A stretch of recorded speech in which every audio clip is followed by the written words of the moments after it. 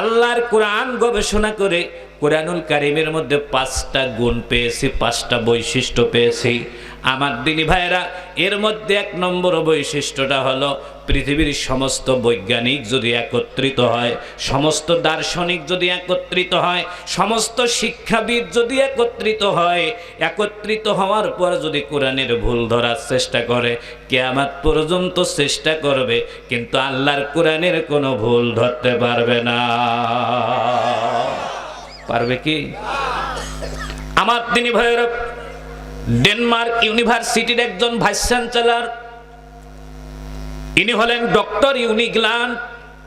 গভীর মনোযোগ দিবেন, জাতিতে খ্রিস্টান। এই বেচারা অনেক বেশি বই পড়তেন। বই পড়তে পড়তে এই মানুষটা এত বেশি বই কিনেছিলেন, একটা ইউনিভার্সিটির ভাইস চ্যান্সেলর, বিশ্বের 10টা দামি দামি ইউনিভার্সিটির মধ্যে ডেনিশ ইউনিভার্সিটি অন্যতম। এই ডেনমার্ক ইউনিভার্সিটির ভাইস চ্যান্সেলর, উনি বই কিনতে কিনতে গোটা বিশ্বের প্রায় 3000 বই কিনেছেন, দামি দামি বই। বই কেনার পরে উনি এমন একটা পজিশন হয়েছিল, তার নিজের ভিটাটা পর্যন্ত বিক্রি করে তিনি বই কিনেছিলেন। বই কিনতে কিনতে তো তার এক সময় মনে হয়েছিল, বর্তমান পৃথিবীতে আমি যত বই পড়েছি আর কেউ তত বই পড়ে নাই। এই জন্য বিশ্বের 57টা দেশের সাংবাদিক, বড় বড় সাংবাদিকদেরকে ডেকে তিনি দাবি করলেন, বর্তমান পৃথিবীতে আমি যত বই পড়েছি, আমি বলতে পারি গোটা পৃথিবীতে আমার চেয়ে বেশি বই কেউ পড়ে নাই। 57টা সাংবাদিক একত্রিত হয়ে বিভিন্ন জন বিভিন্ন প্রশ্ন করলেন। তুরস্কের একজন সাংবাদিক ছিল, ওনার নাম মালিক আল হাম্মাম। উনি দাঁড়িয়ে বললেন, স্যার আপনি এতগুলো দামি দামি বই পড়েছেন, স্যার আপনি একটু বলবেন কি দামি দামি বইয়ের মধ্যে কোন বইটা আছে? উনি বললেন, ঋগ্বেদ, সামবেদ, যজুর্বেদ, অথর্ববেদ, উত্তরায়ণ বেদ, কল্কি পুরাণ, Bhagavat Purana, Kitabul Mukaddas, Tripitaka, old testament, new testament, এরকম করে বইয়ের নাম বলতে বলতে অনেকগুলো বইয়ের নাম যখন বললেন, তুরস্কের সাংবাদিক জিহ্বা কামড়ায় দিয়ে বললেন, স্যার আপনি যেটা আসল বই ওইটাই পড়েন নাই, একটু জোরে জোরে বলা লাগবে মারহাবা। মুসলমানরা যতই চাপে থাকুক, একটু জোরে বলুন, কোরআনের কথা কি বলতে ভুলে যায়? আরো জোরে বলেন, ভুলে যায়? ইমানদারদেরকে যখন ফাঁসির কাস্টে নেওয়া হয়, 1 মিনিট সময়ও যদি হাতে পায়, তখনও ওই মৌলানা, ওই ইমানদার, আমরা খেয়াল করে দেখেছি ফাঁসির কাস্টে দাঁড়িয়েও জল্লাদকে বলে, জল্লাদ তুই নামাজটা পড়িস। ইমানদার কোরআনের দাওয়াত দিতে মোটেও ভুল করে না। মালিক আল হাম্মাম ডাক দিয়ে বললেন, রে সাংবাদিক তুমি কি বলতে চাও? উনি বললেন, স্যার আপনি যতগুলো বই পড়েছেন সবগুলো বইয়ের মধ্যে ভুল ত্রুটি আছে, কিন্তু স্যার পৃথিবীতে একটা মাত্র বই আছে যে বইয়ের মধ্যে ভুল নাই, ওই বইটা আজও পর্যন্ত পড়েন নাই। ডক্টর ইউনিগ্ল্যান্ড বলছে, কোন বই? বলছে ওই বইটার নাম হলে আল কোরআন। ও স্যার আপনাকে কিনতে হবে না, ইংলিশে অনুবাদ করা আমার কাছে একটা বই আছে, এই বইটা আমি আপনাকে দিলাম, আপনি একটু আপনার ক্ষুদ্র মাথা দিয়ে আপনি এই কুরআনুল কারীমের বইটাকে একটু রিসার্চ করবেন, মেহেরবানি করে পড়ুন। 72 বছরের বুড়াকে কুরআনুল কারীম উপহার দিয়েছে। আমি একটু নড়াইলের রতডাঙ্গার ভাইদের কাছে জিজ্ঞেস করে একটু মেহেরবানি করে জোরে জোরে বলুন তো, হায়াতের মালিককে, হেদায়েতের মালিককে? 72 বছরের বুড়ো ডক্টর ইউনিগ্ল্যান্ড কুরআনুল কারীমের কপি নিলেন, রাতের অন্ধকারে বাড়িতে গেলেন, তাকে বলা হয়েছে, স্যার কুরআনুল কারীমের মধ্যে আপনি ভুল বের করবেন। রাত বাজে 12টা, ঘুমন্ত স্ত্রীর পাশে বসে হাফ প্যান্ট এবং স্যান্ডো গেঞ্জি গায়ে দিয়ে আল্লাহর কোরআনের প্রথম সূরাই পড়া শুরু করেছে। পড়ুন সবাই, আলিফ লাম মিম যালিকাল কিতাবু লা রাইবা ফীহি হুদাল লিল মুত্তাকিন। মারহাবা। এতটুকু পরে রাত 12টা-1টার সময় ডক্টর উনি গেলেন কেন দিয়ে তার স্ত্রীকে হালতো করে হাত বুলাচ্ছে আর বলতেছে, স্ত্রী আমার, আমি আমার জীবনে যত বই কিনেছি, বই কিনতে কিনতে আমার ভিটা পর্যন্ত আমি বিক্রি করেছি। স্ত্রীর যতগুলো বই কিনেছি বইয়ের লেখক শুরুতে বলে দিয়েছে ভুল ত্রুটি হতে পারে। ওই স্ত্রীর পৃথিবীতে প্রথম একটা বই পাইলাম যে বইয়ের মালিক আল্লাহ রব্বুল আলামিন বলেছেন, পাঠক পড়তেছো যে বইটা, এই বইয়ের প্রথম থেকে শেষ পর্যন্ত কোনো ভুল ত্রুটি না। একটু জোরে বলেন, আপনাদের কোরআনে কোনো ভুল আছে নাকি? আর একটু জোরে বলতে হবে, আপনাদের কোরআনে কোনো ভুল আছে নাকি? আপনাদের কোরআনুল কারীমের মধ্যে কোনো সন্দেহ আছে নাকি? কিয়ামত পর্যন্ত যদি আপনি আমি চেষ্টা করি কোরআনের ভুল ধরার জন্য, মেহেরবানি করে বলুন, আমরা আমাদের সক্ষমতা দিয়ে, শিক্ষা দিয়ে আমরা কি কোনোদিন কোরআনুল কারীমের ভুল ধরতে পারবো?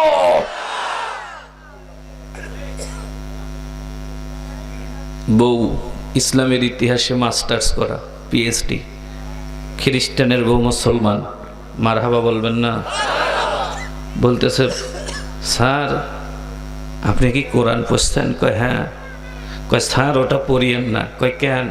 কয় এটা যতই পড়বেন তত আপনার ধর্ম আপনার কাছে তিতা হয়ে যাবে। একটু জোরে বলেন না মারহাবা। আপনি যতই পড়বেন কোরআন ততই আপনার ধর্ম আপনার কাছে তিতা হয়ে যাবে। ডক্টরি উনি গেলেন, বললেন আমি জাতিতে খ্রিস্টান, তাই বলে কোরআন পড়বো না, হবে না। আমি আল্লাহর কোরআন পড়তে চাই। আমার দিনী ভাইরা কোরআনুল কারীম পড়া শুরু করলেন। ডক্টর ইউনি গেলেন, কোরআন পড়তে পড়তে কোরআনুল কারীমের একটা জায়গায় গিয়ে পড়লেন, হুয়াল্লাযী জাআলা লাকুমুস সামআ ওয়াল আবসারা ওয়াল আফইদাতা। একটু জোরে জোরে বলুন না মারহাবা। অনেক শিক্ষিত ছেলে আছে, তাদের একটু খোরাক দেওয়া দরকার। ডক্টর ইউনি গেলেন, তার স্ত্রীকে বললেন, স্ত্রী রে, এই যে কোরআনুল কারীম বলেছে আল্লাহ মানুষকে কান দিয়েছেন, আপনারা একটু মেহেরবানি করে বলুন তো আপনাদের কান দুটা যিনি দিয়েছেন তিনি কে? বিজ্ঞানীরা বলেন কানের উপরে গবেষণা করলাম, কানের এইখান থেকে ভিতরে 1.5 ইঞ্চি গভীরে আমরা মাইক্রোস্কোপ সেট করলাম। মাইক্রোস্কোপ সেট করে দেখি 1/2 ইঞ্চি একটা জায়গা আছে। ওই 1/2 ইঞ্চি জায়গার মধ্যে আমরা মাইক্রোস্কোপ সেট করে দেখি 5.5 লক্ষ মেশিন বসানো। বিজ্ঞানীদেরকে জিজ্ঞেস করা হলো, বিজ্ঞানীরা কানের ভিতরে 5.5 লক্ষ মেশিন বসানো, এই মেশিনগুলো কে দিয়েছে? এই মেশিনগুলো কি নাম?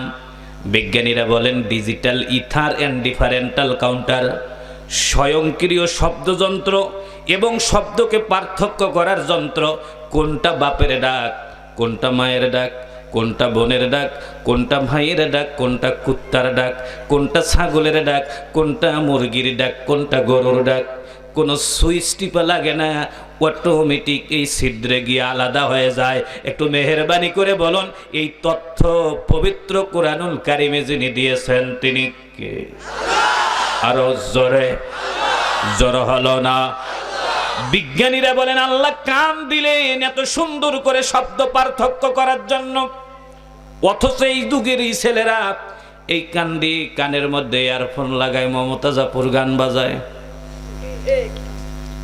রুনা লায়লার গান বাজায় আর ঘুমায়, সাবিনা ইয়াসমিনের গান বাজায়, আন্ডো কিশোরের গান বাজায়, মাইকেল জ্যাকসনের তিরিং বিরিং ঝাপন গান বাজায়।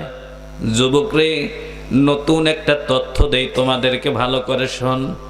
একটা মানুষ যখন রাত্রিবেলায় ঘুমায়, ঘুমানোর সাথে সাথে তার আত্মাটা কবজ হয়ে যায়, জানটা মহান আল্লাহ রব্বুল আলামিন আরশে মুআল্লার যেই চেয়ারের মধ্যে বসে থাকেন, ওই চেয়ারের ডান পায়ের নিচে একটা স্বর্ণের থাল আছে। প্রতিটা আত্মা আল্লাহ পাক ঘুমানোর সাথে সাথে নিয়ে গিয়ে ওই থালের মধ্যে রাখে।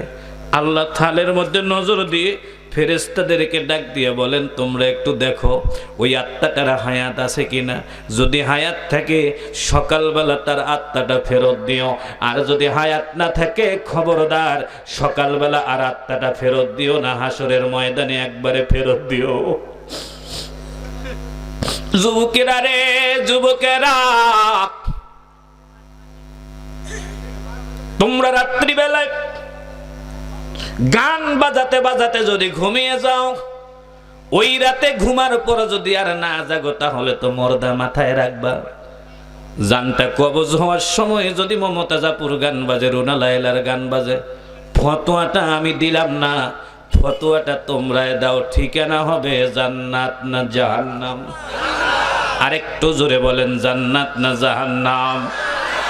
আমার দিনী ভাইরা ডক্টরি উনি গেলেন, বললেন ওই স্ত্রী কোরআন পাইলাম, কোরআনে পাইলাম আল্লাহ মাথা বানিয়েছেন। বিজ্ঞানীরা বলেন মাথার মধ্যে গবেষণা করে দেখলাম এক একটা মগজের মধ্যে 1.25 কেজি মগজ থাকে। মাথার মধ্যে 1.25 কেজি মগজ। বিজ্ঞানীদেরকে বলা হলো এতগুলো মগজ, এর মধ্যে আমরা গবেষণা করে দেখি 1 ফোঁটাও চর্বি নাই। বিজ্ঞানীদেরকে বলা হলো তাহলে এগুলো কি? বিজ্ঞানীরা বললেন সবগুলো ইলেকট্রিক তার। বিজ্ঞানীদেরকে জিজ্ঞেস করা হলো এক একটা মাথার মধ্যে কি পরিমাণ তার দেওয়া আছে। বিজ্ঞানীরা বলেন গোটা পৃথিবী, নভমণ্ডল, ভূমণ্ডল, গ্যালাক্সি, ছায়াপথ, প্রথম আসমান, দ্বিতীয় আসমান, তৃতীয়, চতুর্থ, পঞ্চম, ষষ্ঠ, সপ্তম আসমান, পৃথিবীতে যত পাহাড়ি এলাকা, নদী এলাকা, সাগর এলাকা, স্থল এলাকা যা আছে, পুরো এলাকাটাকে যদি 2 বার ঘেরাও করা হয়, যতগুলো তারের দরকার আমার আল্লাহ রব্বুল আলামিন ততগুলো তার দিয়ে মানুষ বানাইলেন। একটু জোরে জোরে বলতে হবে আল্লাহু আকবার।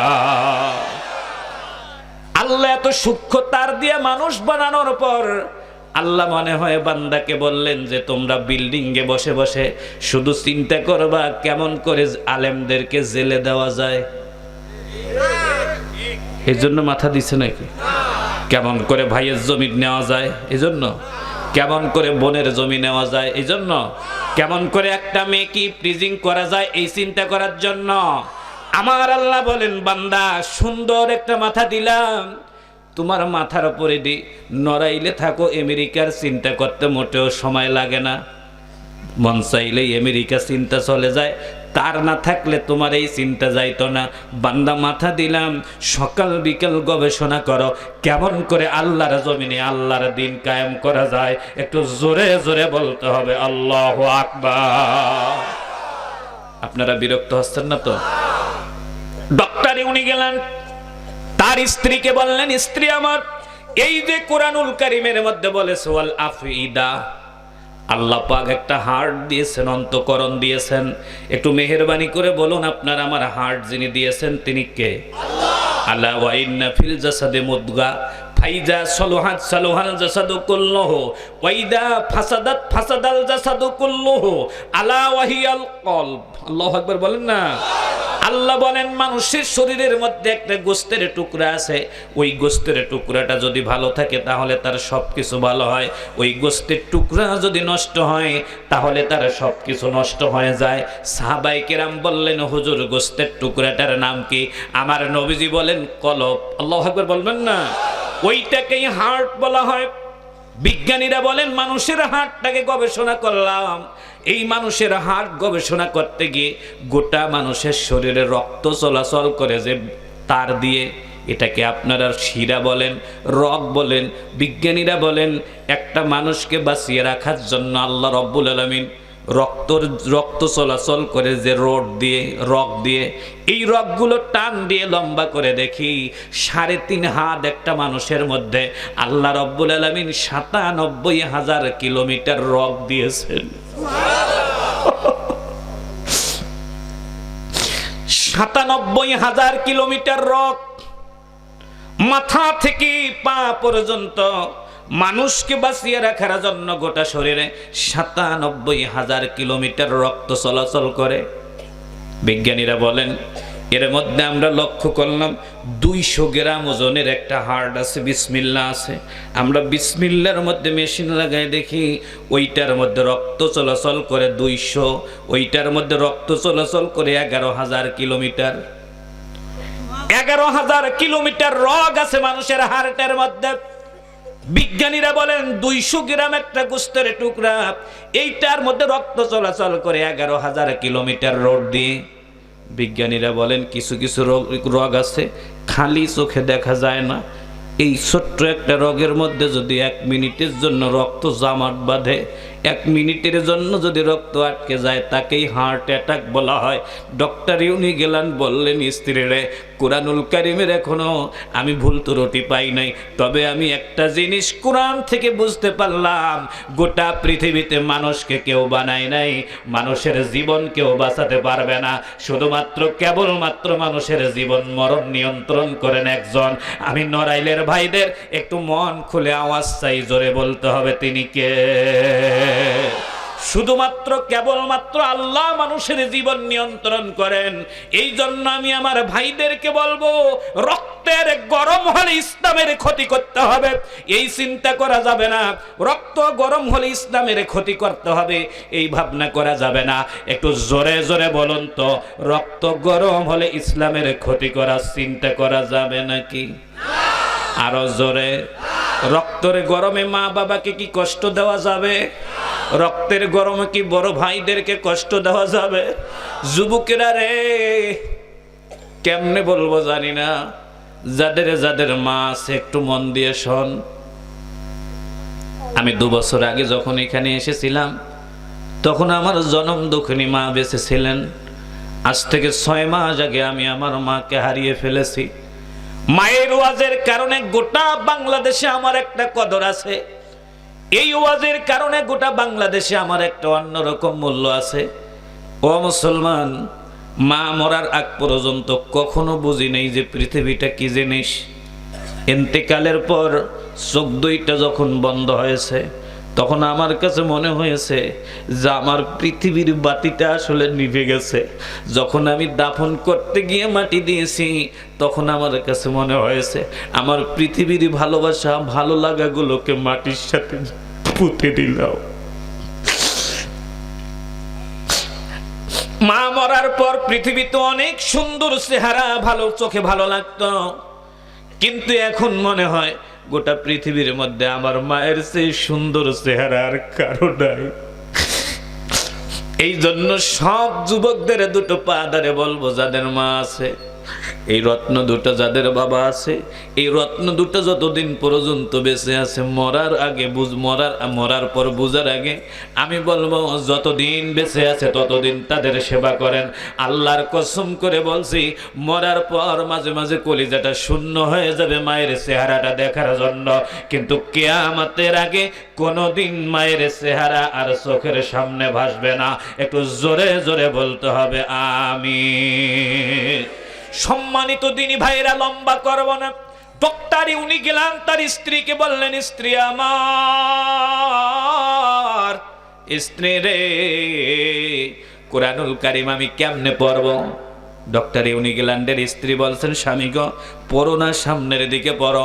প্রথম থেকে 30 পারা পর্যন্ত পড়ার পর ডক্টর ইউনিগ্ল্যান্ড তার স্ত্রীকে ডেকে বলছেন, স্ত্রী আমার, কোরআনুল কারীমের ভুল ধরতে গিয়ে আমি আমার নিজের ভুল খুঁজে পেয়েছি। ও স্ত্রীরে আমি সিদ্ধান্ত গ্রহণ করেছি, কোরআনের মালিক আল্লাহ রব্বুল আলামিনের কালেমা পড়ে আমি মুসলমান হয়ে যাব। লা ইলাহা জোরে লা ইলাহা। এবার আপনারা বলুন, কোরআনের মধ্যে কি কোনো ভুল? আর একটু জোরে বলেন, কোরআনের মধ্যে কোনো ভুল?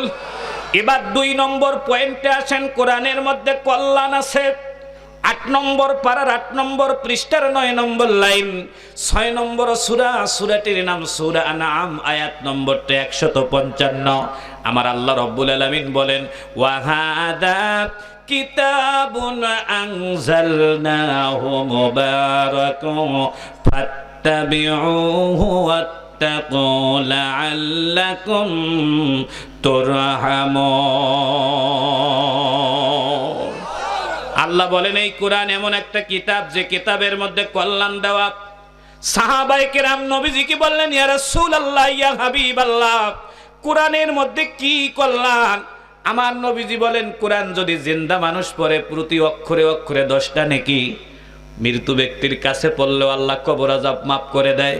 পৃথিবীর কোন মহিলা পেটে বাচ্চা নিয়ে যদি আল্লাহর কোরআন তেলাওয়াত করে, মহান আল্লাহ রব্বুল আলামিন পেটের বাচ্চাটাকে মেধাবী বানায়া দেয়। একটু মেহেরবানি করে বলুন, কোরআনে কল্যাণ আছে না নাই? কোরআন বাড়িতে অশান্তি, কোরআন দেন, একেবারে বাড়িতে শান্তি ভরে যাবে।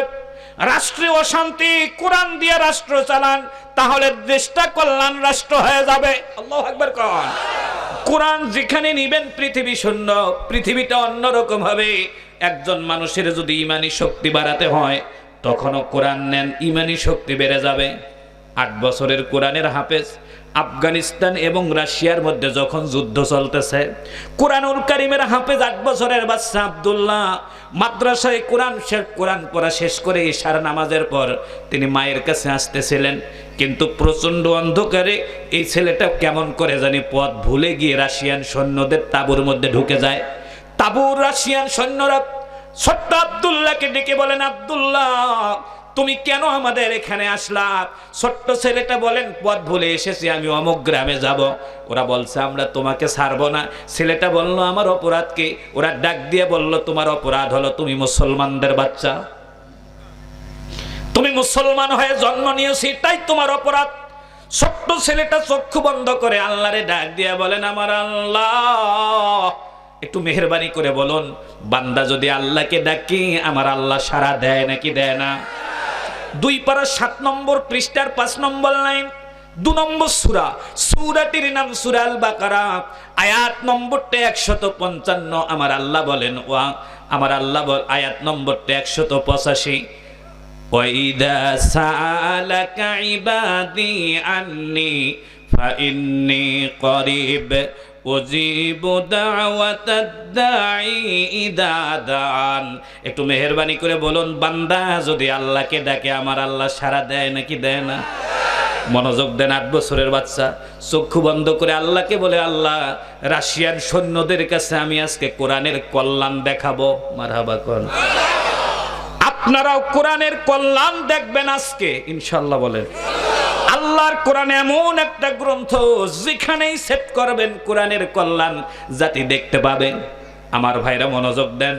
রাশিয়ান সৈন্যটা ওদেরকে ডাক দিয়ে বলেন, এই রাশিয়ান সৈন্যরা তোমরা আমাকে মারবা? বলছে হ্যাঁ মারবো। ছোট্ট ছেলেটা বলেন, হায়াতের মালিক তোমরা নও।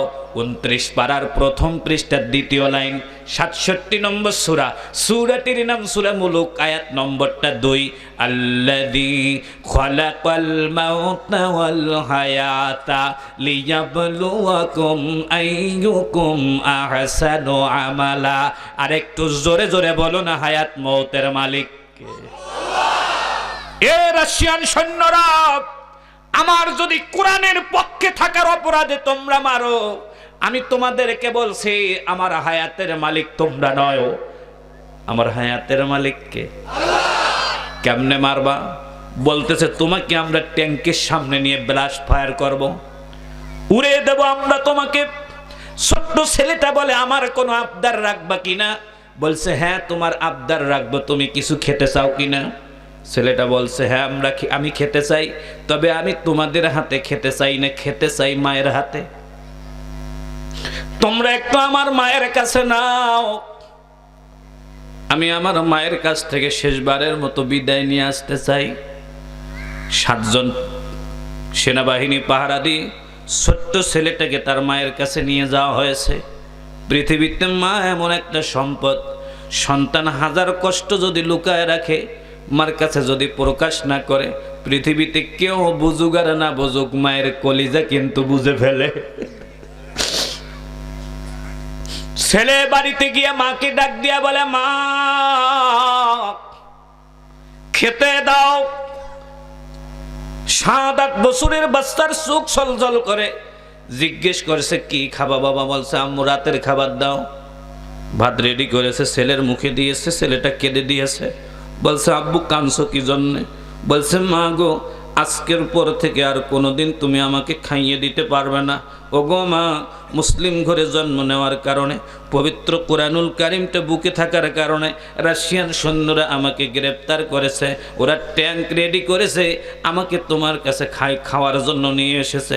আমাকে এখান থেকে নিয়ে যাওয়ার পর ওরা আমাকে মেরে ফেলবে। মা সন্তানকে খাবার রেখে বুকের মধ্যে নিয়ে ডাক দিয়ে বলে, ছোট্ট আব্দুল্লাহ তোমার মা বেঁচে থাকতে তোমাকে আমার বুক থেকে কেউ নিতে পারবে না। ছেলেটা ডাক দিয়ে বলে, মা গো, মুসলমান কখনো মিথ্যা কথা বলে না মা, আমি ওয়াদা দিয়ে এসেছি মায়ের সাথে দেখা করে আসব, তুমি একটু মেহেরবানি করে আমাকে ছেড়ে দাও রে মা। আমি যদি ওদের কাছে না যাই ওরা বলবে মুসলমানরা কথা ঠিক রাখতে পারে না, মা তুমি ছেড়ে দাও, আমার কেমন জানি মনে হচ্ছে আজকে আল্লাহর কোরআনের কল্যাণ দেখা যাবে। একটু জোরে জোরে বলতে হবে মারহাবা। কোরআনের কল্যাণ যদি না থাকে, 15-20 বছর থেকে কোরআনের কর্মীদের উপরে হামলা হচ্ছে, এতদিন শেষ হয়ে যাওয়ার কথা, কোরআনের কল্যাণ আছে বলে যতই আক্রমণ হচ্ছে কোরআনের কর্মী তত বাড়ে। কথা কয় না? কল্যাণ আছে না নাই? আরেকটু জোরে বলেন আছে না নাই? যতই গুতা দেয় ততই, একটু জোরে বলেন, ততই। পৃথিবীতে অন্য কোনো প্রাণীকে যদি জবাই করে, খেয়াল করে দেখবেন অন্য প্রাণীরা জবাই করার দৃশ্য দেখে পালিয়ে যায়। পৃথিবীতে মুসলিমরা একমাত্র জাতি, ইমানদাররা একমাত্র জাতি, সে জানে এই পথে গেলে আমার ফাঁসি হবে, তারপরও সামনে যায়। তারা জানে ফাঁসির দড়ির মধ্যে আল্লাহর জান্নাতের ঘেরান লুকানো আছে। একটু জোরে জোরে বলতে হবে মারহাবা। বিরক্ত হচ্ছেন না তো? একটু মনোযোগ দেন। ছোট্ট মানুষ বলছে, মা প্লিজ আমাকে বিদায় দাও। আচ্ছা বলুন তো, আপনার আমার মা কি বিদায় দিতে পারবে? একটু জোরে বলেন, পারবে? 8 বছরের বাচ্চা, কোরআনের হাফেজ হয়েছে, কোরআনের মাদ্রাসা করেছেন। এই কারণে পুরো আলোচনাটা কোরআন কেন্দ্রিক করেছি। আজকের পুরো আলোচনা কোরআনের মাদ্রাসা কেন্দ্রিক করব। ছোট্ট কোরআনের হাফেজ মাকে বলেন, মা তুমি বলো আমাকে ছাড়বা কিনা? মা বলছে জীবনের বিনিময়ে হলে ছাড়ব না। ছেলে মাকে ডাক দিয়ে বলে, মা আমি তোমাকে কথা দিলাম, আমি যদি শহীদ হয়ে যাই তাহলে তোমাকে না নিয়ে আমি জান্নাতে যাব না। মা ডাক দিয়ে বলে, বাবা রে, তুমি যখন শহীদ হবে তোমার কি কষ্ট হবে না?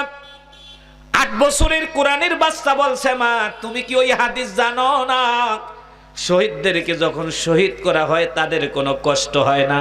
মারহাবা কর। আপনাদেরকে ছোট্ট করে বলি, হাসরের ময়দানে আমরা এখানে যারা আছি সবাই উলঙ্গ হয়ে উঠব। না থাকবে জুব্বা, না থাকবে গেঞ্জি, না থাকবে লুঙ্গি।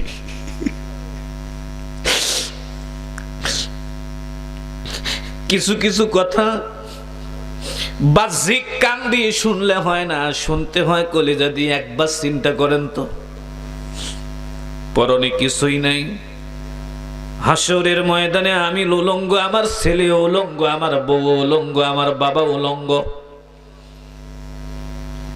গোটা হাসরের ময়দান উলঙ্গ। এই বিশাল হাসরের ময়দান, উলঙ্গের ময়দানের মধ্যে একদল মানুষ পাঞ্জাবি টুপি জুব্বা গায়ে দিয়ে হাসরের ময়দানে উঠবে। মনোযোগ দেন।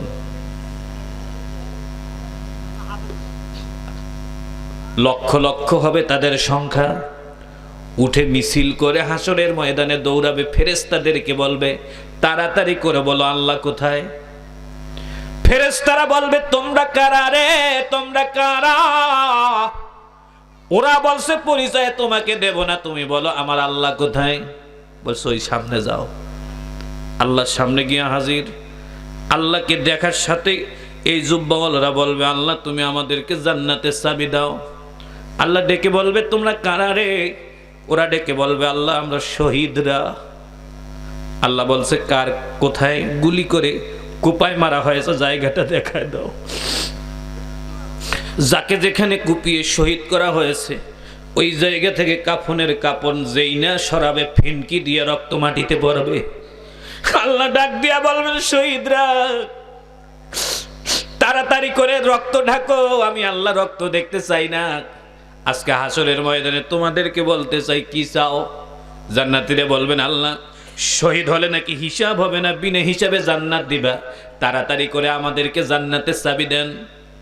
আল্লাহ বলবেন, রে শহীদেরা, আজকে হাসরের ময়দানে তোদেরকে যদি জান্নাতের চাবি ছাড়া অন্য কিছু চাও তাহলে তোমরা কি চাইবা? ওরা ডেকে বলেন, আল্লাহ জান্নাত ছাড়া অন্য কিছু চাইলে আর একবার সুযোগ চাবো দুনিয়ায় যাওয়ার জন্য, জালেমের বিরুদ্ধে যুদ্ধ করব। আল্লাহ বলবেন, এই জিহাদ করতে গিয়ে কারো নখ কেটে নেওয়া হয়েছে, কারো হাঁটু কেটে দিয়েছে, কারো কলিজা ফুটা করে দিয়েছে, তারপরও কেন তোমরা দুনিয়ায় যেতে চাও? এক শহীদ দাঁড়িয়ে বলবে, আল্লাহ রে, যখন আমাকে শহীদ করতে নিয়ে যায় ওই সময় একটা সাদা ধবধবা বুড়ো মানুষ এসে আমার জিব্বার মধ্যে একটা চকলেট ঢুকিয়ে দেয়। আল্লাহ, এই চকলেটটা জিব্বায় যাওয়ার সাথে সাথে আপনার স্ত্রী পুত্র দুনিয়ার কথা আমি ভুলে যাই, আমি আমার চোখ দিয়ে জান্নাত দেখা শুরু করি। দুনিয়ার কোনো কষ্টের কথা আমার মনে নাই, কোন সময় আমার হাত কাটে মনে নাই, পা কাটে মনে নাই, কলিজা কেটে ফেলে মনে নাই।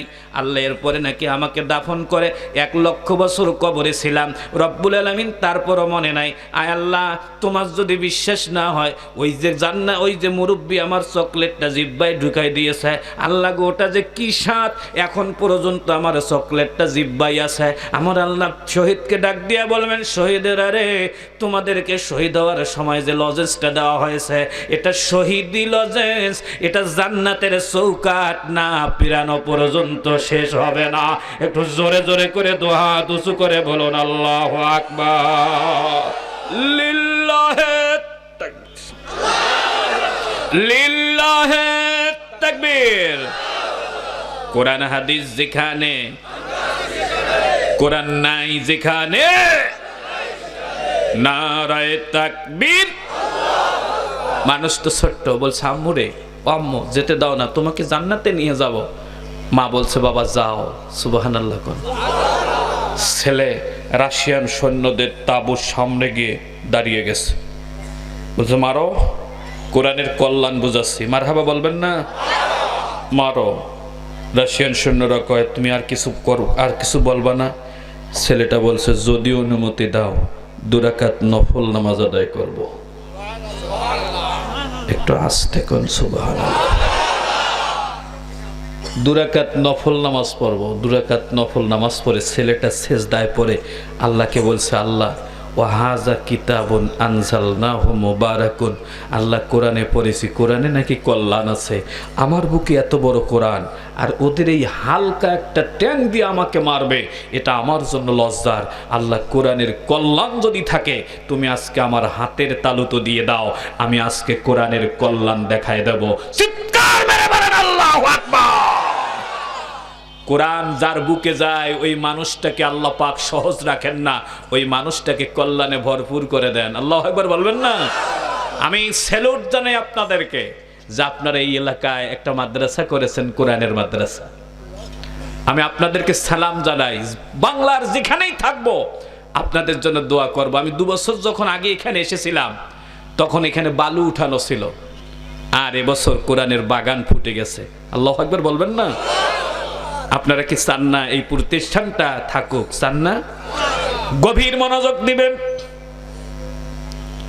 ছেলেটা এক মুষ্টি ধুলি নিলেন, এই ধুলিটার মধ্যে তেলাওয়াত করলেন, ইন্নাহুম ইয়াকিদুনা কাইদা ওয়া আকিদু কাইদা ফামাহিলিল কাফিরিনা আমহিলহুম রুয়াইদা। এক মুষ্টি ধুলির মধ্যে শুধুমাত্র এতটুকু তেলাওয়াত করে একটা ফু দিয়ে ধুলিটাকে 2 ভাগ করে 1 ভাগ 300 রাশিয়ান সৈন্যদের উপরে বিসমিল্লাহ বলে ছিটিয়ে দিলেন। আমার আল্লাহ রব্বুল আলামিন প্রতিটা ধুলিকণাকে অ্যাটম বোমা বানায়, রাশিয়ান 300 সৈন্যকে জালে পুড়ে ছারখার করে দিলেন।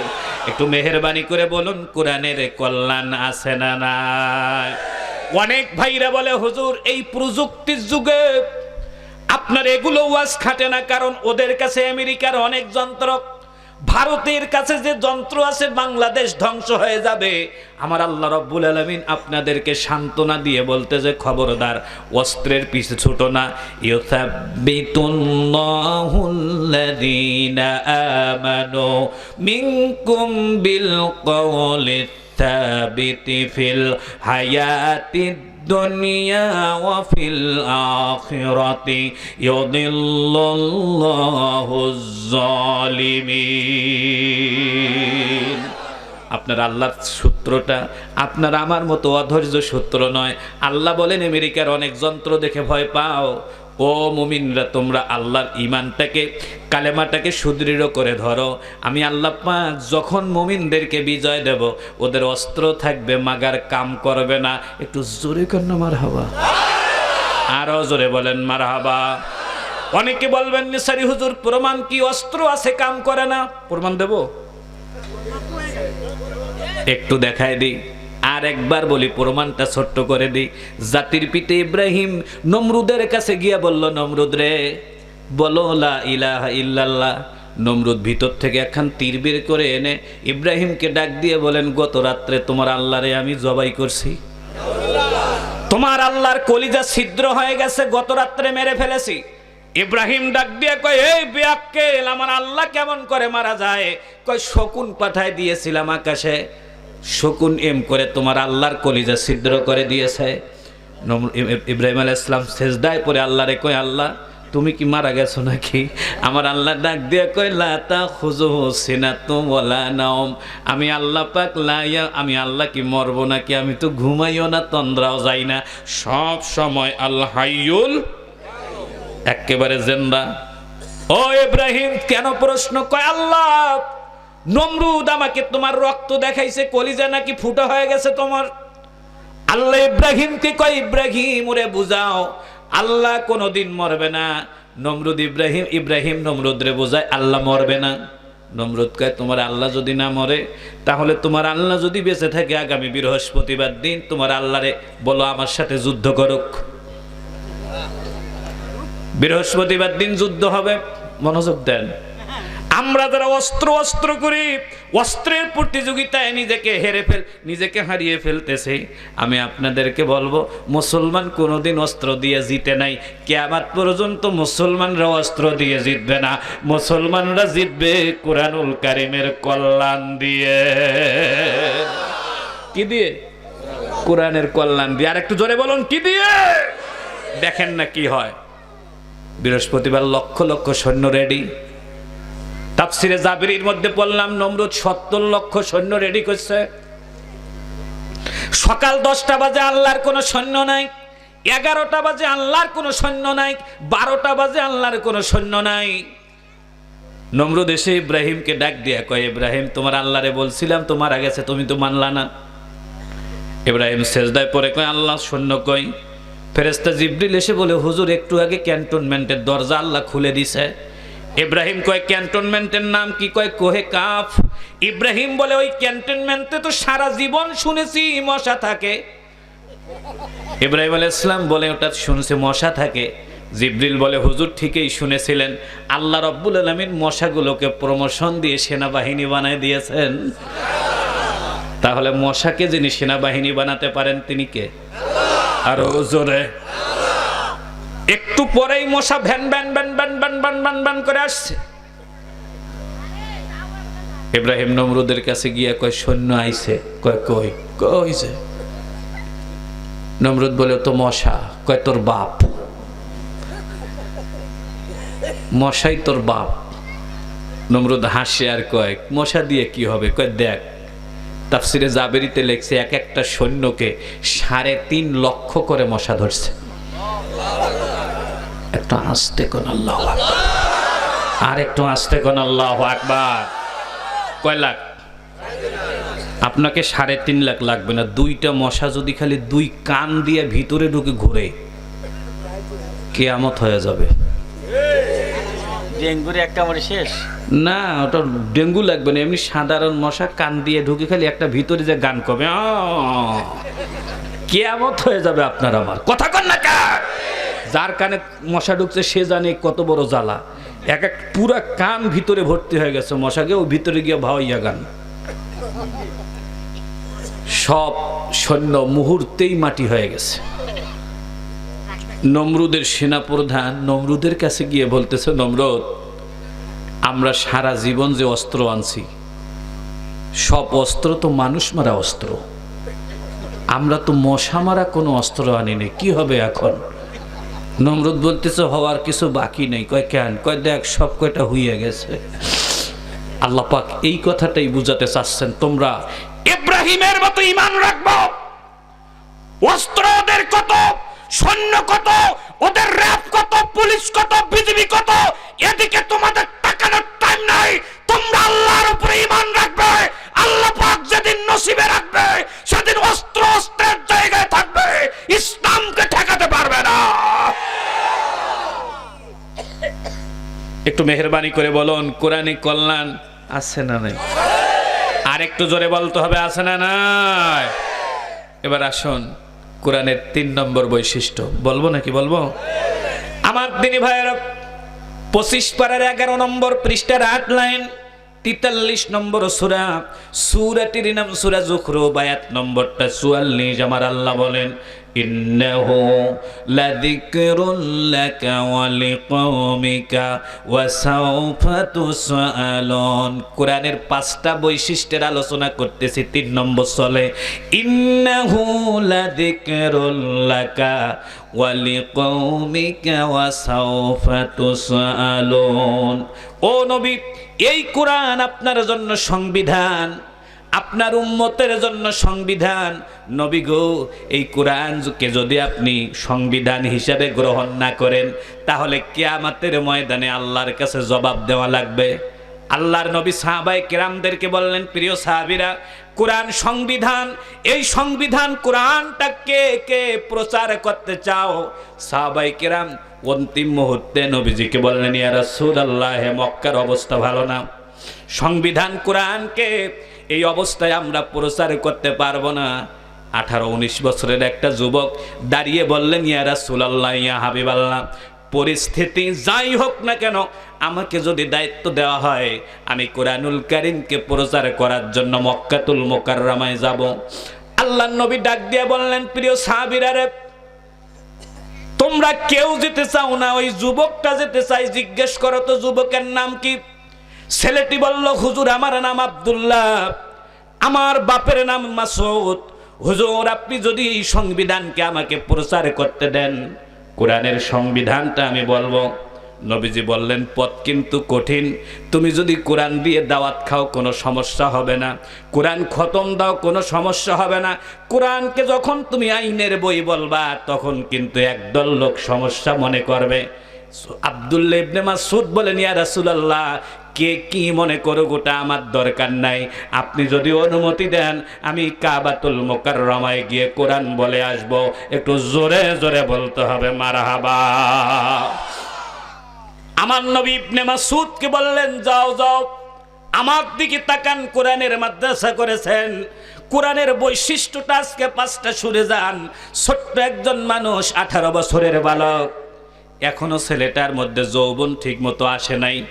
এই ছেলেটা কোরআনুল কারীমের কপিটা বুকে নিলেন, যতটুকু পরে একটা কাগজের একটা চামড়ার মধ্যে লেখা ছিল ওটা সাথে করে নিয়ে কাবাতুল মুকাররমায় গিয়ে কোরআন বলা শুরু করলেন। আর রহমানু আল্লামাল কোরআন খলাকাল ইনসানা আল্লামাহুল বায়ান আশ-শামসু ওয়াল কামারু বিহুসবান والنجم والشجر يسجدان والسماء رفعها ووضع الميزان। কোথায় জানি বেটা আবু জেহেল দাঁড়ানো ছিল, দৌড় দিয়ে এসে কয়, তোর নাম কি? বলছে, আমার নাম আব্দুল্লাহ, আমার বাপের নাম মাসউদ। আবু জেহেল বলছে, খবরদার এখানে কোরআন বলবা না। ছেলেটি বলছে, কোরআন সংবিধান বলবো না মানে কি 100 বার বলবো? আবু জেহেল বলছে, আর একবার যদি বলিস তাহলে তোমার কান ফুটো করে দেব, কান ছিঁড়ে দেব। ছোট্ট আব্দুল্লাহ বলেন, দুনিয়ায় আল্লাহর দেওয়া কান তুমি ফুটা করে দিবা, দাও, কিন্তু আমি কোরআন সংবিধান, এই কোরআন আমি জমিনের প্রতিটি ইঞ্চি জায়গায় বলবো। তুমি কিয়ামত পর্যন্ত চেষ্টা করলেও কোরআনের কর্মীদেরকে ঠেকাতে পারবে না। ছোট্ট মানুষ, 18 বছরের বালক, আবারও তেলাওয়াত করা শুরু করলে আবু জেহেল বাম কানটা ধরে ডান কানের উপরে, ছোট্ট আব্দুল্লাহর কানের উপরে এত জোরে আঘাত করছে। তাফসিরে জাবেরি এবং বুখারী শরীফ কিতাবুল মাগাজি বাবু গজওয়াতে বদর কতলে আবু জেহেল চ্যাপ্টারের মধ্যে লিখছে, ছোট্ট ছেলেটার কানটা আবু জেহেলের হাতে পুরোটা উঠে গেছে। পুরো কানটা আবু জেহেলের হাতে উঠে গেছে গোড়া থেকে। কানটা উঠানোর পর আছাড় দিয়ে নিচে ফেলাই দিয়েছে। আব্দুল্লাহ ইবনে মাসউদ সঙ্গে সঙ্গে অজ্ঞান হয়ে যায়। কাবার চত্বরে আব্দুল্লাহ ইবনে মাসউদের রক্তগুলো গড়িয়ে যাচ্ছে। মক্কার কিছু মানুষ তাকে সুস্থ করে। ইবনে মাসউদের হাতে ছেঁড়া কানটা দিয়ে তারা বলল, ইবনে মাসউদ যাও যাও, শেষ জামানার নবী তোমাকে কোরআন বলার জন্য এখানে পাঠিয়েছে। ছেঁড়া কানটা নিয়ে নবীজির কাছে যাও, নবীজি ইচ্ছা করলে তোমার ছেঁড়া কানটা অপারেশন করে ঠিক করে দিতে পারবে। তাকান আমার দিক, কোরআনুল কারীমের মাদ্রাসা করেছেন আপনারা, আপনার কোরআনের জন্য কি হয়েছে? ছোট্ট ছেলেটা স্বাভাবিক, একটু স্বাভাবিক হওয়ার পরে আমার নবীজির সামনে যখন যায়, আমার নবীজির আব্দুল্লাহর রক্তমাখা শরীর দেখে ডুকরে ডুকরে কান্দে। আবু বকরকে ডেকে বলে, আবু বকর, বাপের আদর পাই নেই, মায়ের আদর পাই নেই। মক্কার মানুষগুলো সর্বক্ষণ আমাকে কষ্ট দিয়েছে। যেই ছেলেটা এখনো তরুতাজা যুবক, দেখো ওর কানটা কিভাবে ফুটো করে দিয়েছে। ও আবু বকর, আমি মুহাম্মদ কার কাছে গিয়ে দাঁড়াবো? কে আমাকে একটু আদর করবে, কি কোরআনের খেদমত করবে কে? হযরত আবু বকর বলেন, হুজুর আপনি কাঁদিয়েন না। আমার নবীজি ইবনে মাসউদকে জড়িয়ে ধরে বলে, ইবনে মাসউদ কেঁদো না, কেঁদো না, তোমার ছেঁড়া কানটা আমাকে দাও। আমি তোমার ছেঁড়া কানটা আকাশের দিকে তুলে দিয়ে আমার আল্লাহর দরবারে দোয়া করব, আমার আল্লাহ যেন তোমার মর্যাদা অনেক বাড়ায়া দেয়। আমার নবীজি আব্দুল্লাহ ইবনে মাসউদের ছেঁড়া কানটা এরকম করে হাতে নিয়ে দুহাত তুলে আল্লাহকে ডাক দিয়া বলেন, আমার আল্লাহ, ইবনে মাসউদের কান আমার হাতে, আয় আল্লাহ, এটা আবু জেহেল উঠাই দিয়েছে, এই কানটা আমার নবীজি কি জানি বুঝি ইবনে মাটিতে বসে একটা পা এরকম করে লম্বা করে দিয়ে, আল্লামা বদরুদ্দিন আইনি উমদাতুল কারীর মধ্যে লিখেছে, রাসূলুল্লাহ ছেলেটার যে কানটা উঠে গেছে ওই কানটা উপর দিকে করে আমার নবীজি কানের দিকে তাকায় আর আবু বকরকে বলে, আবু বকর খেজুরের কাঁটা আনো। হযরত আবু বকর খেজুরের কাঁটা আনলে জমাট বাঁধা রক্তগুলো নবীজি খেজুরের কাঁটা দিয়ে খুঁটিয়ে খুঁটিয়ে উঠায়। নবীজি গর্তের গভীরতা দেখে, কাটা জায়গার ফুটো জায়গার গভীরতা দেখে কানতে কানতে নবীজির দু ফোঁটা চোখের পানি ওই খেজুর গর্তের উপরে পড়ে। আমার দিনী ভাইরা, আমার নবীজি হঠাৎ করে কি জানি মনে করে কানটা এরকম করে নিয়ে ওই গর্তের উপরে কানটা লাগাই দিয়ে আল্লাহকে ডাক দিয়ে বলেন, আল্লাহ, ইসলামের চরম দুশ্মন আবু জেহেল কানটা উঠিয়ে দিয়েছে। আল্লাহ গো, তুমি তো পৃথিবীটা আমাকে দিয়ে দিতে চেয়েছো। আল্লাহ, বদরের ময়দান, বদরের পাহাড়টা সোনা দিয়ে বানায় দিতে চেয়েছো। আল্লাহ গো, তুমি তো উহুদের পাহাড়টা স্বর্ণ করে দিতে চেয়েছো। আয় আল্লাহ, আমি চাইলে গোটা পৃথিবীটাকে স্বর্ণ করে দিতে চেয়েছো। আল্লাহ, আমি চাই না, আমি আমার আব্দুল্লাহর ছেঁড়া কানটা আব্দুল্লাহর কানের মধ্যে সেট করে দিলাম। মেহেরবানি করে আমার আব্দুল্লাহর কানটাকে তুমি সুস্থ করে দাও। আব্দুল্লাহর কান যেন আগের চেয়ে বেশি শুনতে পায়। একটু জোরে জোরে বলতে হবে মারহাবা। বিরক্ত হচ্ছেন না? কোরআনের 5টা পয়েন্ট এ মুসলমানেরা মনোযোগ দিয়ে খেয়াল করবেন। কানের জায়গায় কান সেট হয়ে গেছে। আল্লাহু আকবার বলেন। কানের জায়গায় কান সেট। আমার নবীজি তখনও চোখ দিয়ে এরকম করে পানি মুছতেছেন। ঠিক এরকম একটা মুহূর্তে ফেরেশতা জিবরিল এসে 32টা দাঁত বের করে খিলখিল করে হাসেন। আমার নবীজি জিবরিলকে বলেন, ভাই জিবরিল, আমরা কান্দি, আবু বকর কান্দে, ওমর কান্দে, ওসমান, আমার আব্দুল্লাহর গোটা শরীরে রক্ত, আমরা কান্দি, কিন্তু তুমি এরকম করে খিলখিল করে হাসতেছো কেন? জিবরিল বলেন, ইয়া রাসূলুল্লাহ, বিরাট বড় একটা দুর্ঘটনা ঘটে গেছে আজকে। হুজুর, এটা এখন আমি বলতে পারবো না, অনেক বড় সুখবর আছে। হুজুর, আপনারা কাঁদতেছেন আর আমি হাসতেছি, আর একটা কারণ আছে। নবীজি বলেন, বলো না। জিবরিল বলছে, হুজুর, কিছু কিছু জিনিস আছে আগে বলা যায় না, আল্লাহ তাই বলতে মানা করেছেন, আমি কিছুদিন পর বলবো। আমার নবীজি জিবরিলকে বলেন, ভাই এক্ষণে বলো, আমরা কান্দি, তুমি হাসো কেন? জিবরিল বলছে, হুজুর 2 বছর পর বলবো। মারহাবা কর। নবীজি মক্কা থেকে মদিনায় হিজরত করেছেন পরবর্তী বছর রমজান মাস। ফেরেশতা জিবরিল এসে নবীজিকে বললেন, হুজুর, ওই যে আপনারা কাঁদছিলেন আর আমি হাসছিলাম, হুজুর এই আপনি কাঁদছিলেন আর আমি হাসছিলাম, ওই কান্নার ওই খবরটা ওই ঘটনাটা আজকে বলার জন্য আসছি। কেন আপনি কাঁদছিলেন আর আমি হাসছিলাম? হুজুর আপনি প্লিজ মেহেরবানি করে আমার দিকে তাকান। আমার নবীজি বলেন, ভাই জিবরিল বলো কি জন্য তুমি হাসছিলা? জিবরিল বলেন, হুজুর এটা বলবো, বলার আগে আপনাকে বদরে যাওয়া লাগবে। আপনি বদরে যাওয়ার জন্য বাহিনী রেডি করেন। কারা কারা বদরের যুদ্ধে যাবে আপনি নাম লিস্ট করেন। নবীজি 311 নম্বর নাম লিস্ট করলেন। 312 নম্বর সিরিয়ালে 7 বছরের একটা ছেলে দৌড় দিয়ে এসে বলতেছে, হুজুর আমিও যুদ্ধের ময়দানে যাব। মারহাবা। আমার নবীজি বলেন, তোর নাম কি? কয় মাস। আর একজন এসে বলতেছে, হুজুর আমিও যাব। কয় তোর নাম? কয় মুয়াজ। একজনের 7 আর একজনের 2 জনে বলতেছে, হুজুর জিহাদের ময়দানে যাব। আমার নবীজি বলেন, ছোট্ট বালকেরা তোমরা যদি জিহাদের ময়দানে যাও তাহলে কিয়ামত পর্যন্ত শিশুরা জিহাদের ময়দানে যাবে, এটা ইসলামের জন্য কল্যাণ নয়। তোমাদেরকে জিহাদের ময়দানে নেব না, তোমরা এক কাজ করো, বাড়িতে যাও, মায়ের খেদমত করো। ছোট্টজন মুয়াজ বলতেছে, হুজুর আপনি আমাকে মায়ের কাছে পাঠিয়ে দিচ্ছেন, আপনি তো জানেন না আমার আব্বু গরিব মানুষ, খাবার রাঁধতে প্রতিদিন খাবার জোগাড় করতে পারে না। যেদিন করে ঘরে খাবার থাকে না, আম্মুর কাছে খাবার চাইলে আম্মু বলে, বাবা যাও মদিনার মসজিদে নবীজি বসে আছেন। হুজুরও আমরা মায়ের বুদ্ধি ধরে মদিনার মসজিদে আপনার কাছে যাই। আপনার চেহারার মধ্যে যে আল্লাহ পাক কি মধু দিয়েছে জানি না, 3 দিনের ক্ষুধা নিয়ে আপনার চেহারার দিকে তাকালে অটোমেটিকলি 3 দিনের পেটের ক্ষুধা দূর হয়ে যায়।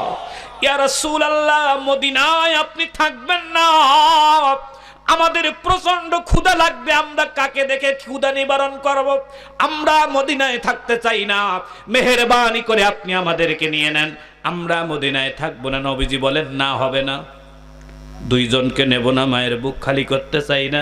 তোমরা 2 জনে কুস্তি করো, কুস্তির মধ্যে যে জয়ী হবে সে যাবে। বড় জনের নাম মাস, ছোট জনের নাম মুয়াজ। এই মাজ আর মুয়াজ কুস্তি লাগছে, বড় জন মুয়াজকে নিচে ফেলাই দিয়েছে। নিচের জন বড় ভাইকে 2 হাতে জড়িয়ে ধরে বলতেছে, ভাইয়া তুমি তো জানো আমার নবীজিকে তোমার চেয়ে আমি বেশি ভালোবাসি, শক্তির বিচারে তুমি আমাকে নিচে ফেলাই দিয়া নবীজির সাথে জিহাদের ময়দানে গিয়া শহীদ হয়ে জান্নাতে চলে যাবা। ভাইয়া আমি তোমার ভাই, দুনিয়ায় থাকবো আর তুমি একা জান্নাতে গিয়ে মজা করবা, হবে না, তুমি একটুখানি ঢিলা দাও, আমি তোমার বুকের উপরে উঠে আল্লাহ নবীকে বলবো, ইয়া রাসূলুল্লাহ ভাইয়াও একবার ফেলাইছে, আমিও একবার ফেলাইছে, আমাকে নিয়ে যান। আমার দিনী ভাইরে যখন এরকম করে 2 ভাই বুদ্ধি করে আপ ডাউন করেছে, ফেরেশতা জিবরিল বলেন, ইয়া রাসূলুল্লাহ আপনি ওইদেরকে সাথে করে নিয়ে যান, এর মধ্যে কোরআনের সংবিধানের দারুণ শিক্ষা আছে। একটু জোরে জোরে বলতে হবে মারহাবা। আমার নবীজি 2 জনকে জিহাদের ময়দানে নিয়েছে, যুদ্ধ চলতেছে। এই 2 জন বাড়ির থেকে পিয়াস মরিচ কাটা 2টা চাকু নিয়ে গেছে যুদ্ধের ময়দানে। নবীজির একজন প্রবীণ সাহাবী হযরত আব্দুর রহমান ইবনে আওফ, এই বুড়ো সাহাবীর কাছে ছোট্ট মুয়াজ গিয়া বলতেছে, কাকু আবু জেহেল কোনটা? মারহাবা কর। আব্দুর রহমান ইবনে আওফ বলেন, কি রে আবু জেহেলকে দিয়ে কি করবা? বলতেছে, কাকু এই বেটা কোরআনের বড় শত্রু ছিল, কোরআন পড়লে তেমন কিছু করতো না, কিন্তু কোরআনের আইনের পক্ষে কথা বললে বেটা খুব জ্বালাইতো। আমরা মায়ের কাছ থেকে দোয়া নিয়ে আসছি, এই ইসলামের চরম শত্রুটাকে আমরা চিরদিনের জন্য বিদায় করে দেব। আব্দুর রহমান ইবনে আওফ বলেন, তোমাদের তো সাহস কম না, এখনো মায়ের দুধের গন্ধ মুখ থেকে যায় নাই, আর তোমরা মায়ের গন্ধ এখন পর্যন্ত দুধের গন্ধ মুখ থেকে যায় নাই, আর তোমরা আবু জেহেলকে মারার জন্য এই ময়দানে আসছো। ছোট্টজন বলেন, কাকু আর শুনতে আসি নাই আপনার কাছে, আমরা ছোট না বড়, জিহাদের ময়দানে দেখা যাবে, আপনি একটু তাড়াতাড়ি করে বলে দেন আবু জেহেল কোনটা, আমরা না মারা পর্যন্ত ময়দান ছাড়ব না। একটু জোরে জোরে বলতে হবে আল্লাহু আকবার। বয়স কত? 7 আর আব্দুর রহমান ইবনে আওফ বলছে, তোমাদের এত সাহস হয় কিভাবে? আব্দুর রহমান ইবনে আওফ মুরব্বী মানুষ তো, অনেক দামি সাহাবী, বলতেছে, কাকু মশা কি অনেক বড়? আবাবিল পাখি কি অনেক বড়? সুবহানাল্লাহ। ও কাকু, তাদের চেয়ে তো আমরা বড়, আপনি ভয় পাচ্ছেন কেন? দেখায় দেন। মারহাবা বলেন। সংবিধানের পক্ষে কাজ করবেন, আপনাকে অস্ত্র লাগবে না, শস্ত্র লাগবে না, ক্ষমতা দিবেন কে? আর একটু জোরে বলেন, ক্ষমতা দিবেন কে? কোরআনকে সংবিধান রূপে চেষ্টা করবেন সমাজে কায়েম করার জন্য। আপনি ভাবতেছেন জেলে গেলে আপনার ইজ্জত কমবে? নো! প্রেসিডেন্ট বুশকে যে ছেলেটা জুতা মারছিল, মুনতাজের আল জাইদি, ও জুতা জোড়া জেল থেকে বাহির হওয়ার পর জেলে ঢুকার সাথে সাথে ও জুতা দুটার দাম হয়েছিল বাংলাদেশে 130 কোটি টাকা। ইসলাম একটা চরম জিনিস। আমার দিনী ভাইরা জেহাদের ময়দানে গিয়ে হাজির হয়েছে, মনোযোগ দেন। আব্দুর রহমান ইবনে আউফ বলতেছে, ওই যা আবু জেহেল, ওই যে যাবো, যাও। দুই ভাই যায় আর বলে, ভাইয়া আবু জেহেল তো বড় নেতা, আমাদেরকে কি হিসাব করবে? বড়জন কয়েক করতেও পারে, ছোট্টটা একটু ব্রিটিশ টাইপের। ও বলতেছে, না, ও আমাদেরকে হিসাবই করবে না। কি করতে চাও? আবু জেহেলের সামনে গিয়ে ওর মতি গতি দেখবো, ও যদি আমাদেরকে হিসাব না করে তোর ঘোড়ার তলে লুকোচুরি খেলবো।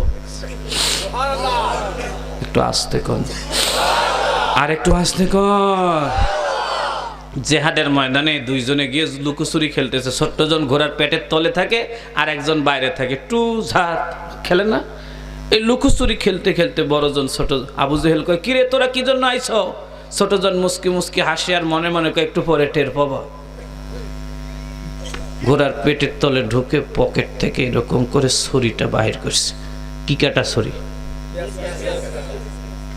বাহির করে বড়জনকে বলতেছে, তুই রেডি থাকিস, চোখে চোখে রেডি থাকিস, আমি ঘোড়ার পায়ে কোপাবো, পা কেটে যাবে, ঘোড়া তো লাফ দিয়ে আবু জেহেলকে নিচে ফেলায় দেবে। আবু জেহেল নিচে পরে ডুকরে উয়া করবে, তুমি ও বুঝে উঠার আগে কলিজা ছিদ্র করে দিবা। রহমত দেনেওয়ালা কে? আপনারা কি বুঝতেছেন ঘটনাটা কি ঘটছে? আবু জেহেল ঘোড়ার পেটের তলে, আবু জেহেলের ঘোড়ার পেটের তলে, ওই ঘোড়ার উপরেই কিন্তু আবু জেহেল ছুরি বাহির করে কোপ উঠাইছে। জেহাদের ময়দানে 30,000 ফেরেশতা ছিল, একসাথে 30,000 ফেরেশতা আল্লাহকে ডাক দিয়ে বলছে, আল্লাহ! ছোট্ট মুআজ যে ছুরি দিয়ে ঘোড়ার পায়ে কোপাচ্ছে, এই ছুরি দিয়ে ঘোড়ার পা তো দূরের কথা, ঘোড়ার পায়ের পশমও কাটবে না। আয় আল্লাহ, ও আল্লাহ, যদি আবু জেহেল টের পায়, দুটো জান্নাতি রত্ন এখানেই শহীদ হয়ে যাবে। আল্লাহ জিব্রিলকে ডেকে বলেন, জিব্রিল রে, কোনো টেনশন করো না, ছোট্ট মুআজ কোরআনকে সাংবিধানিক রূপে কায়েমের জন্য আবু জেহেলকে মারার জন্য ছোট ছোট ছুরি নিয়ে গেছে। ও জিব্রিল, ও ওর চাকু দিয়ে কোপাবে। ও জিব্রিল, ওই চাকুর সাথে তুমি তোমার হাতটা একটুখানি যোগ দিয়ে দিও। ও যতটুকু যোগ দিলে সামনের দুটো পা এক কোপে কাটবে, ততটুকু ধাক্কা দিয়ে ঘোড়ার সামনের দুটো পা আলাদা করে দিও। একটু জোরে জোরে বলা লাগবে, আল্লাহু আকবার। আমার দিনী ভাইয়েরা মনোযোগ দিবেন, কোরআনকে সাংবিধানিক রূপে রূপ দেন। আপনারা ভাবতেছেন আপনাকে শেষ করবে, শেষ আপনি হবেন না, তারাই হয়ে যাবে। খেয়াল করুন আবু জেহেলকে এরকম করে যখন কোপ দেয়, ঘোড়া একেবারে সিট করে আবু জেহেলকে ফেলায় বড় ভাইয়ের সামনে।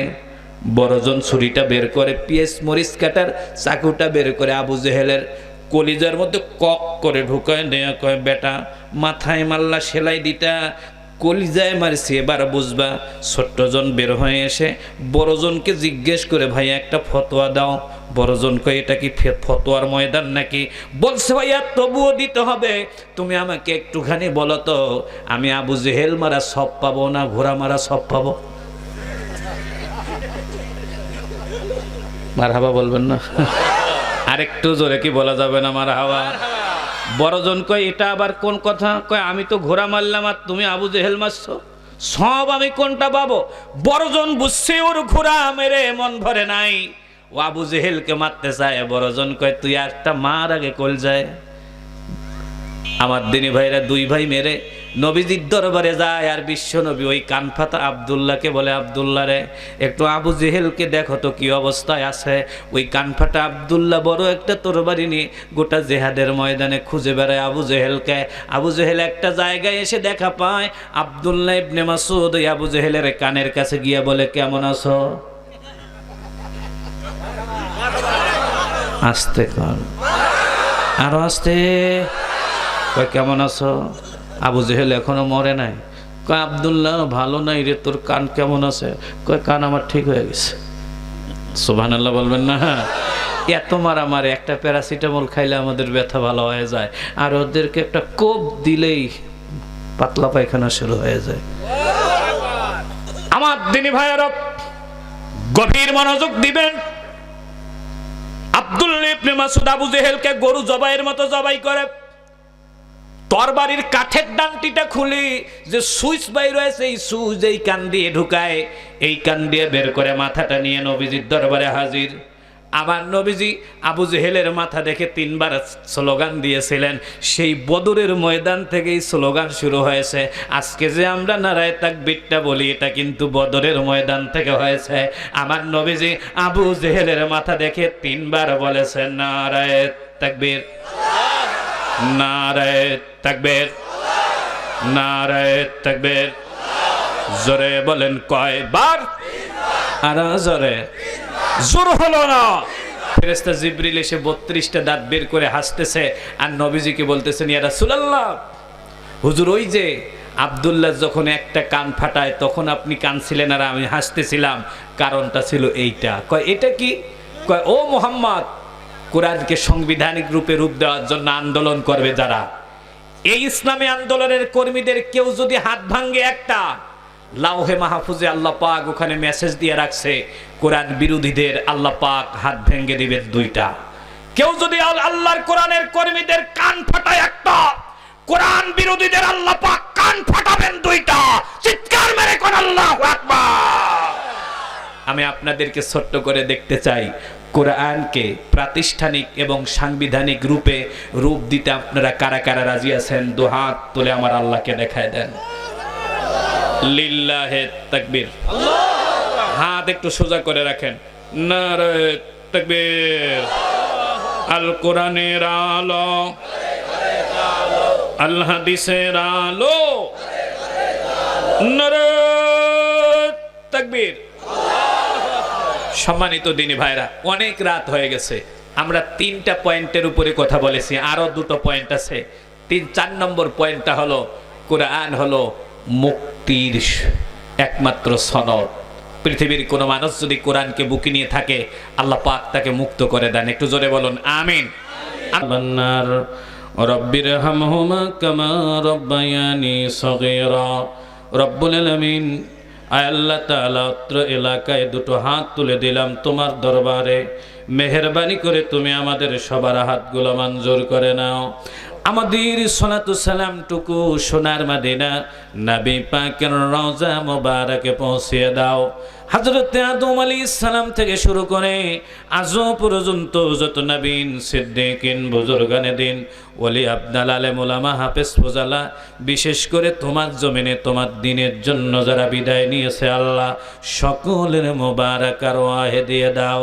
আমরা 2টো হাত যারা যারা তুলে দিলাম, আমাদের আপন আপন মা বাবা, দাদা দাদি, নানা নানি, ভাই বোন, আত্মীয় স্বজন, পাড়া প্রতিবেশীদের মধ্য থেকে আমরা যারা যাদেরকে হারিয়ে ফেলেছি, আল্লাহ মেহেরবানি করে তুমি আমাদের আপনজনদের কবরগুলোকে মাফ করে দাও। রব্বুল আলামিন, 2টো হাত তুলে দিলাম। এই ময়দানে যাদের মা নাই, যাদের বাবা নাই, আমি গুনাহগার জানি, তার মতো হতভাগা কপাল পোড়া গোটা পৃথিবীর মধ্যে আর কেউ নাই রে আল্লাহ। ও দয়াবান আল্লাহ, মেম্বার সাহেবের বাড়িতে গিয়ে শুনলাম উনি মায়ের পেটে থাকতে তার বাবাকে হারিয়েছেন। অল্প কিছুদিন আগে আল্লাহ তার দুঃখিনী মাও চলে গেছেন। আল্লাহ, 6 মাস আগে আমিও মা হারিয়েছি। অনেক কয়েকজন গিয়ে দোয়া চেয়েছেন মায়ের জন্য। ও রব্বে কারীম, আমরা যারা মা হারিয়েছি আমরা বুঝি মা কত বড় সম্পদ ছিল। আল্লাহ গো, এখন বারে বারে মায়ের চেহারাটা যেন পূর্ণিমার চাঁদের মতো করে চোখে ভাসে। পেটে যখন ছিলাম ৪,৫০০ বার কলিজায় লাথি দিয়েছি, ১৯ থেকে ২১ মণ দুধ মায়ের বুক থেকে খেয়েছি। ও রব্বে কারীম, দয়াবান আল্লাহ তাআলা, যখন ছোট্ট ছিলাম মা সান্ত্বনা নিত কবে হাঁটবো। যখন হাঁটা শিখলাম মা মনে মনে চাইতো যে কবে আমি স্কুলে যাওয়ার মতো বয়সে পৌঁছাবো। যখন স্কুলে গেলাম আমার মা মনে মনে চাইতো কবে কলেজে উঠব। কলেজ জীবনে যখন গেলাম মা চাইতো যে কবে পড়ালেখা শেষ করব। পড়ালেখা শেষ হলো, মায়ের পাওনা ছিল কবে চাকরি কিংবা একটা ব্যবসা করব। আল্লাহ শুরু করলাম, মা মনে মনে চাইতো একটা ভালো কখন বউ হবে। আল্লাহ বৌমা হয়ে গেল, মা মাঝে মাঝে চোখের দিকে তাকায়, বৌমার দিকে তাকায়। আল্লাহ চোখের ভাষায় বোঝা যায় সে নাতি নাতনি চাচ্ছে। আল্লাহ গো, যখন নাতি নাতনি হয়ে যায়, ছেলের ভালোবাসা মেয়ের ভালোবাসা সবগুলো যেন আমার মায়ের ভালোবাসা গিয়ে নাতি নাতনির উপরে চলে যায়। আল্লাহ বাচ্চা আমার মায়ের সামনে আমি গায়ে হাত তুলতে পারি না। বাবাগুলো নাতি ছাড়া খেতে পারে না, মা নাতি নাতনি ছাড়া চলতে পারে না। ও দয়াবান আল্লাহ, এক সময় মা আমার জন্য লাভ আমার জন্য করেছে, এখন মা নাতি নাতনির জন্য জীবন দিয়ে খাটে। আল্লাহ বাবা যান সারা জীবন আমাকে ধরে হেঁটেছে, এখন নাতি নাতনি নিয়ে হাঁটে। আল্লাহ আদরের বাদরের মা এ পৃথিবীতে যাদের নাই, তুমি আমাদের মাদের আমাদের বাবাদের কবরগুলোকে আল্লাহ মাফ করে দাও। রব্বে কারীম,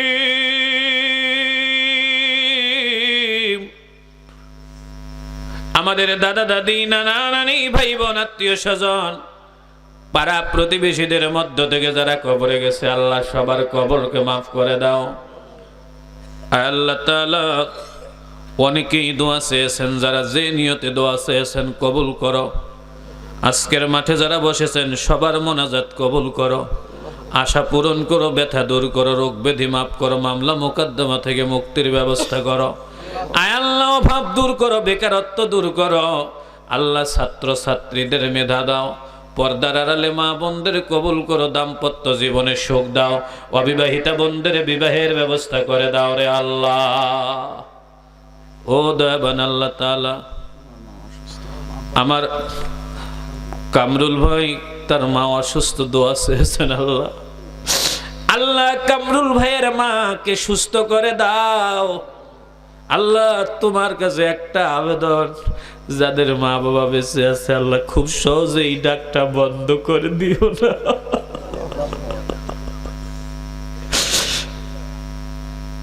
আল্লাহ গো, আমাদের যাদের মা বাবা বেঁচে আছে তুমি অনেক দিন আল্লাহ তুমি হায়াত দাও। এই এলাকার অসংখ্য ছেলে রব্বুল আলামিন প্রবাসী আল্লাহ তুমি সকল ছেলেদেরকে ভালো রাখো। ও দয়াবান আল্লাহ তাআলা, তোমার দরবারে দুটো হাত তুলে দিয়েছি। ওলামায়ে কেরাম যারা আলোচনা করেছেন কবুল করো।